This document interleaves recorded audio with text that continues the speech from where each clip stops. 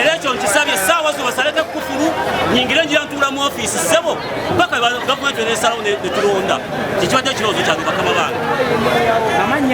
amanya Kasenya Musa abambiri balisaseeka wennamuwongo wano mu katale waneka ewandege yawempangayidde obudde bwonna sigenda bafuga bubi ngenda kuteesa n'abasuubuzi tugenda kutambula kibaga kitutambulirako emidaala giddira abantu abanaku abawansi naye nga nsaba essaawa zino ekkufulu bazisaleko bampe ntuule mu ofiisi ngira ntambuza emirimu. Ogambye abazze be babba be bagenda gwe togenda kubba. Sigenda kubba nze ndiwawo ate nze bendagibwa naye abo tebasula namu si baamuntu betwogerako nze ndiwawo muwandege yasigenda kubba bajjeko kufulu bampe nyingire mu ofiisi oyagala bakuwoolye naawe olyeko nabo bagaggawadde lwaki tetugaggawalako nange nfune kasente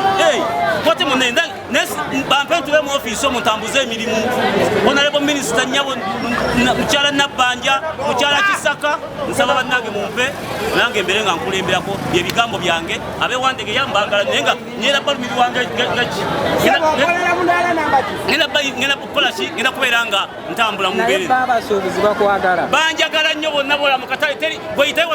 era nemala ngamba nti nzize bonna bayinza okuggwayo nemala ngamba nti nzize mu katale bonna bayinza okuggwayo bagamba oyo seeka waffe tumwagala banjagala nnyo mukama wange.